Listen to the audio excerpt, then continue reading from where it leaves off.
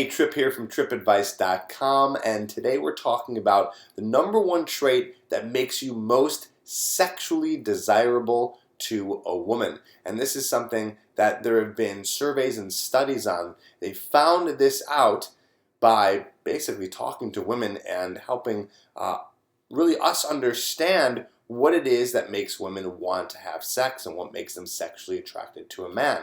So I'm going to tell you what that trait is in just a second, and then I'm going to tell you how you can embody this trait so you understand what it's all about and how you can become more sexually desirable to women. Okay, the #1 trait is mysteriousness. That's right. Mysteriousness is the trait that is going to make you more desirable and sexually desirable to a woman. So I made a little list here of things that you can do to be more mysterious when it comes to dating and attracting women. So what can you do when you first meet a girl to kind of embody this and be more mysterious? What does that even mean? Okay, probably when you're thinking mysterious, you might think someone like James Bond or something like that, right? Because he's a little mysterious. He's got this secretive kind of spy job that he does, and he's always kind of walking around all cool and calm and collected. It's like, why is this guy so calm? How come he's not freaking out all the time? All right, so you're not James Bond, and that's okay. You don't have to be James Bond in order to be mysterious. So let's start with this.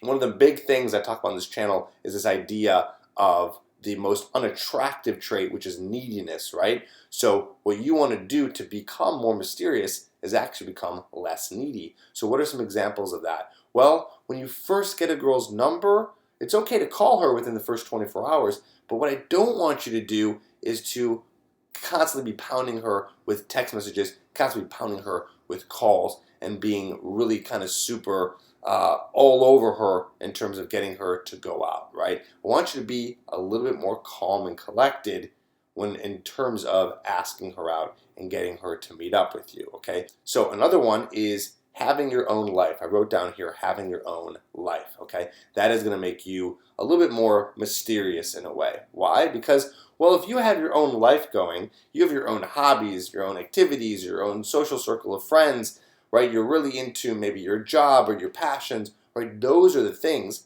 that are going to make you a lot more mysterious, because it's not like you have to attach onto her the whole time, right? You don't have to attach onto what she's doing. So she's going to be thinking like, where's this guy going? What's he doing all the time, right? It's going to be kind of sexy that you have your own thing going on, okay? Here's another one. I talk about confidence a lot. Confidence is actually a very mysterious trait, because it's kind of like, whoa, what is making this guy so confident? Again, confident is not a commodity, meaning not every guy is super confident. Most guys are not. So there's something different and mysterious about that one guy who exudes so much confidence. And if you want to learn about that, go check out some of the other videos on this channel, because this episode is not about confidence, but you can find that out on other videos. Here's some other ones.